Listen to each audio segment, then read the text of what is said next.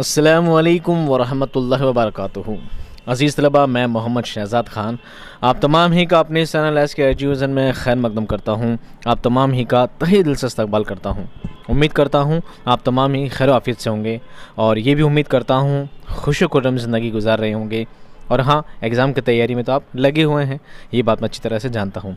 तो हाँ, आपकी एग्ज़ाम की तैयारियों को आसान बनाने के लिए, आपके एग्ज़ाम की तैयारियों में मदद करने के लिए ही मैं ये वीडियोस लेकर आया हूँ। ये वीडियो आपके इम्तिहान के लिए बहुत ज़्यादा मुफीद होने वाले हैं, बहुत ज़्यादा फ़ायदेमंद साबित होने वाले हैं। जितना आप लोगों ने मुझे प्यार दिया है, जितना आप लोगों ने वीडियोस को शेयर दिया है, लाइक किया है, अपने दोस्तों में उस तक पहुँचाया है, तो मेरे लिए बहुत ये भी खुशी की बात है। आपके जो प्यारे प्यारे कमेंट आते हैं, उन कमेंट्स को पढ़कर ही मेरा दिल करता है कि मैं आपके लिए और अच्छे से अच्छा कंटेंट आपको फ़राहम करूँ। ऐसी मेरी हमेशा कोशिश रहा करती है। प्यारे बच्चों, इस वक्त आपका एग्ज़ाम बहुत ही नज़दीक है, तो एग्ज़ाम को देखते हुए, आपके इम्तिहान को देखते हुए आपके डेली सीरीज़ चलाई जा रही है, जिसमें आपको डेली 1 बाय 1 डेली के एक चैप्टर लाया जा रहा है। सबसे पहले हम चैप्टर को बिल्कुल ब्रीफली उसका खुलासा पढ़ते हैं। उसके बाद उस चैप्टर में कैसे सवालात बन सकते हैं, उन सवालात को हम बारी बारी देखते हैं। अगर अभी तक भी आपने हमारा चैनल सब्सक्राइब नहीं किया है तो प्लीज़ चैनल को सब्सक्राइब करें, अपने दोस्तों तक ज़रूर शेयर करें, ठीक है, अगर अभी तक नहीं किया है तो, ताकि वो भी फ़ायदा उठा सकें और मुझे भी खुशी हो। जितने ज़्यादा मुझे लाइक आते हैं तो उतनी ही ज़्यादा खुशी भी मिलती है कि हाँ, बच्चे इसको बहुत ज़्यादा प्यार दे रहे हैं और मेरा दिल करता है आपके लिए और बेहतर से बेहतर कंटेंट आपके लिए लाता रहूँ। साथ में ग्रामर के वीडियोस भी अपलोडेड हैं ऑलरेडी, वो भी आप देख सकते हैं। और सारे चैप्टर्स के वीडियो अपलोडेड हैं, वो भी आप देख सकते हैं। और कंटिन्यू इस सीरीज़ के अलावा भी डेली ग्रामर के वीडियोस भी टाइम टू टाइम आपके लिए अपलोड होते जाते हैं। आप उन्हें भी देखकर एग्ज़ाम की तैयारी बेहतर बना सकते हैं। मैं चाहता हूं कि उर्दू का इम्तिहान आप बच्चों का बहुत ही शानदार बल्कि ज़बरदस्त तरीके से आपका एग्ज़ाम जाए, ऐसी मेरी पूरी तमन्ना है, ऐसी मेरी ख्वाहिश है। आइए, आपका कीमती वक्त बिल्कुल ज़ाया न करते हुए आज जब हम सबक लेकर आए हैं, यह है सबक नंबर 4। सबक का नाम है सर सैयद का बचपन, यानी सर सैयद अहमद ख़ान, जिन्होंने सर सैयद तहरीक चलाई थी, ठीक है, अलीगढ़ कॉलेज जिन्होंने स्थापित किया था, जिन्होंने बनवाया था, ठीक है, उनका बचपन कैसा गुजरा था, उसी बारे में इस सबक में आपको बताया गया है। हो सकता है सबक की काफ़ी चीज़ें आपके ऊपर नीचे से निकल गई हो, तो आज हम खुलासा पढ़ेंगे। खुलासे में उन सब चीज़ों को शॉर्टली जानेंगे कि आखिर सबक किस बारे में था। देखिए, बड़े होने के बाद सभी एक बड़ी सेलिब्रिटी हो जाते हैं। सभी से मुराद हर इंसान नहीं हो, आम इंसान नहीं, मतलब मैं नहीं, आप नहीं, बहुत से लोग बड़े होकर सेलिब्रिटी बनते हैं। कोई पॉलिटिशियंस बनता है, कोई एक्टर बनता है, कोई क्रिकेटर बनता है, कोई एक मुजद्दिद बनता है, कोई, है ना। तो सब अलग अलग अलग ओहदे पर फाइज होते हैं और जो इस लायक होते हैं वो इस ओहदे तक पहुंच पाते हैं, एक सेलिब्रिटी बन पाते हैं। लेकिन कहीं ना कहीं वो लोग भी बच्चे ही थे। बचपन से बड़े होकर, बचपन की ज़िंदगी को तय करने के बाद ही बड़ी उम्र पाई और बड़ी उम्र पाने के बाद ही वो लोग सेलिब्रिटी बने हैं। तो बचपन में ही वो सेलिब्रिटी तो नहीं थे। तो देखिए उनका बचपन कैसा होता है। बचपन में हमारी तरह थे, आप भी जैसे बच्चे हो सकता है, आप जो बच्चे मुझसे सुन रहे हो, क्या पता कल आप बच्चे ही बड़े होकर कोई सेलिब्रिटी बन जाए, कोई बहुत बड़ा अफसर बन जाए, कोई बहुत बड़ा IAS बन जाए, कोई RAS बन जाए, कोई बहुत बड़ा पॉलिटिशियन बन जाए, कोई एक्टर बन जाए। ये आपकी किस्मत की बात है और आपकी मेहनत की बात है। आप कितनी मेहनत करते हैं, अल्लाह आपको उसका मकाम ज़रूर अता फरमाए। आइए सबक की जानिब चलते हैं। सबक सर सैयद का बचपन का खुलासा, ठीक है। सबक का नाम है सर सैयद का बचपन, उसका हम क्या पढ़ रहे हैं, खुलासा पढ़ रहे हैं। सर सैयद का बचपन हाल ही की सवानह हयात जावेद से अख्ज़ की करदा है। सर सैयद जैसे बड़े हीरो की ज़िंदगी के बारे में बताते हुए वो कारी को उनके बचपन की ज़िंदगी और हालात व वाक़यात से रोशनास करवाते हैं कि उनमें कौन सी खूबियाँ बचपन से ही मौजूद थी और कौन सी बाद की रियाजत का नतीजा है। सर सैयद के पैदाइश से क़ब्ल उनकी बहन और भाई मौजूद थे। सर सैयद को 2 माओं का दूध पीना नसीब हुआ। अव्वल उनकी मुमानी और दूसरा उनकी अपनी वालिदा। सर सैयद अपने ख़ानदान के दीगर बच्चों से ज़्यादा तंदुरुस्त और तवाना पैदा हुए थे। उनके बचपन में जिस्मानी सेहत या उनके फ़िज़िकल काबिलियत की सिवा कोई खुसूसियत ना थी। उनकी बाकी तरक्की उनके बाद की मेहनत और फ़िक्री रियाजत का नतीजा है। सिर्फ हट्टे कट्टे थे, यही खूबी थी और बचपन में कोई स्पेशल खूबी उनमें नहीं थी। माँ बीबी सर सैयद के घर की एक कदीम खादिमा थी जिन्होंने सर सैयद को पाला था। सर सैयद भी उनसे बहुत मोहब्बत करते थे। सर सैयद की उम्र 5 बरस थी जब माँ बीबी का इंतकाल हुआ। सर सैयद को अपने बचपन के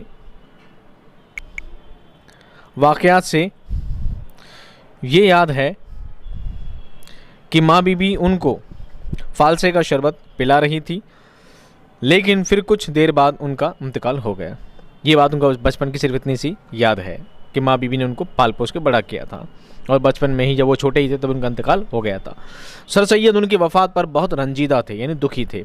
एक तवील अरसे तक हर जुमेरात उनकी फातिहा ख़वानी करवाई जाती थी, खाना किसी मोहताज को दिया जाता था। वो मरते वक्त अपना तमाम जेवर सर सैयद के नाम पर छोड़ गई थी, मगर सर सैयद के वालिदा ने सर सैयद की इजाज़त से वो जेवर खैरात में दे दिया, यानी किसी गरीब को दे दिया। बचपन से सर सैयद पर खेल कूद की कोई पाबंदी ना थी। उनके रिश्तेदारों के काफ़ी बच्चे थे जिनके साथ वो मिलकर खेला करते थे। सर सैयद ने बचपन में गेंद बल्ला, गेड़ियाँ, कबड्डी, आँख मिचोली, चिल चुल्लू वगैरह जैसे तमाम खेल खेले। उनके बुज़ुर्गों ने उनसे कहा था कि जो भी खेल खेलो सबके सामने खेलो, छुप कर खेलने की उन्हें इजाज़त न थी। सर सैयद को बचपन में बाहर फिरने, घर से बाहर जाने, आम सोहबतों में बैठने वगैरह का काफ़ी इत्तेफाक ना हुआ। यहाँ तक कि वालिदा की हवेली से उनके वालिद की हवेली तक जाने के लिए भी उनके साथ आदमी जाया करता था। सर सैयद के नाना के हाँ का मतलब होता है यहाँ, ठीक, उर्दू में से लिखा जाता। सर सैयद के नाना के यहाँ एक चौड़ा चकला दस्तरखान बिछा करता था। बेटियाँ, पोते, पोतियाँ, नवासियाँ सब उनके साथ खाना खाते थे। जो बच्चा जिस चीज़ को खाने की ख्वाहिश बताता वही उसकी रकाबी में दी जाती थी। रकाबी यानी थाली, ठीक है। तमाम बच्चे अदब और सफाई के साथ खाना खाते। सबको ख्याल होता कि कोई चीज़ नीचे ना गिरे, हाथ में ज़्यादा खाना ना भरे या खाते वक्त मुंह से आवाज़ ना निकले। शाम को चिराग जलने के बाद वो नाना के घर मकतब में जाते, जहाँ सबक आ जाने के बाद बच्चों को मिठाई मिलती थी। जहाँ सबक आ जाने यानी पूरा चैप्टर क्लियर होने के बाद, पूरे पढ़ाई होने के बाद बच्चों को मिठाइयाँ बांटी जाती थी। सर सैयद ने अपने बड़े भाई के हमराह तैराकी भी सीखी। तैराकी के अलावा उस ज़माने में तीरंदाजी का भी बहुत चर्चा हुआ करता था। यूँ उस ज़माने में उन्होंने ना सिर्फ तीरंदाजी सीखी बल्कि उसमें खासी महारत भी हासिल की। दिल्ली से 7 कोस पर जाटों का एक गांव था। सर सैयद को गांव में जाकर रहना पसंद था कि वहां जंगल में फिरना, उम्दा दूध, दही, ताज़ा घी और जाटनियों के हाथ की पकी बाजरे या मकई की रोटियां उन्हें बहुत अच्छी लगती थी। अपने बचपन में अकबर शाह के ज़माने में उन्होंने बादशाह से अपने वालिद के हमरा इनाम भी पाया था। अपनी बिस्मिल्लाह की तकरीब भी उन्हें बखूबी याद थी। अव्वल वो कुछ बोल ना पा रहे थे। इस तकरीब में शाह साहब उनके वालिद की खुसूसी दरख्वास्त पर आए थे। सर सैयद ने जब कुरान पढ़ा तो ज़नाना मजलिस में उनकी उस्तानी ने जिस तरह नज़र की उसकी मिसाल आज तक नहीं मिलती। उन्होंने अपनी कम उम्री में ही कुरान मजीद, करीमा, खालिक बारी, आमदनामा, गुलिस्तान, बूस्तान, रियाजी, अक़लीदस जैसे मज़मून और किताबें पढ़ी। उन्हें अहले इल्म, अहले फ़ारसी और अहले सोहबाई गालिब जैसे लोगों की इल्मी मजलिसों में बैठने का मौका मिला। ऐसा था सर सैयद का बचपन। ठीक है, बातें याद रही ना रही कोई बात नहीं, सवाल जवाब याद करने की पूरी कोशिश करना, क्योंकि एग्ज़ाम में, इम्तहान में आपसे सवाल जवाब ही पूछे जाते हैं। जो चैप्टर के बैक में सवाल होते हैं, जो चैप्टर के बाद जो सवाल होते हैं, जो पीछे सवाल दिए जाते हैं, ज़्यादातर उन्हीं ही सवालों से आपसे सवाल पूछे जाते हैं। बस सवालों को घुमा फिरा कर, तोड़ मरोड़ कर आपसे पूछ लिया जाता है। आइए सवाल जवाब देखते हैं कि कैसे सवाल इस चैप्टर से बन सकते हैं। सवाल, सर सैयद को गाँव में जाकर रहना क्यों पसंद था? जवाब, सर सैयद को गांव में जाकर रहना इसलिए पसंद था कि वहां जंगल में फिरना, उम्दा दूध, दही, ताज़ा घी और जाटनियों के हाथ की पकी बाजरे या मकई की रोटियां उन्हें बहुत पसंद थी। दूसरा सवाल देखिए, सर सैयद ने बचपन में कौन कौन से खेल खेले? जवाब, सर सैयद ने बचपन में गेंद बल्ला, गेड़ियाँ, कबड्डी, आँख मिचोली, चील चिल्लू वगैरह जैसे तमाम खेल खेले। उनके बुजुर्गों ने उनसे कहा था कि जो खेल खेलो सबके सामने खेलो, छुप कर खेलने की उन्हें इजाज़त ना थी, ऐसी अनुमति उन्हें नहीं दी गई थी। अगला सवाल देखिए, सर सैयद ने अपना बचपन कैसे गुजारा? जवाब, सर सैयद को बचपन में बाहर फिरने, घर से बाहर जाने, आम सोहबतों में बैठने वगैरह का भी कभी इत्तेफाक न हुआ। खेल कूद की उन पर कोई पाबंदी न थी। उनके बचपन में जिस्मानी सेहत या उनकी फिज़िकल काबिलियत के सिवा कोई खसूसियत ना थी उनमें। ऐसा ही उनका क्या बचपन गुजरा था। अगला सवाल देखिए, सर सैयद के नाना के यहाँ दस्तरख्वान के आदाब क्या थे? दस्तरख्वान यानी खाना खाने की मेज़ पर खाना खाने की जगह पर क्या अदब, क्या क्या बातें ध्यान रखनी पड़ती थी? जवाब, सर सैयद के नाना के यहाँ एक चौड़ा चकला दस्तरख्वान बिछा करता था। बेटी, पोते, पोतियाँ, नवासे, नवासियाँ सब उनके साथ खाना खाते थे।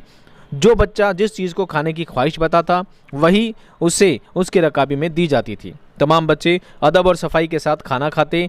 सबको ख्याल होता कि कोई चीज़ नीचे ना गिरे, हाथ में ज़्यादा खाना ना भरे या खाते वक्त मुंह से आवाज़ ना निकले।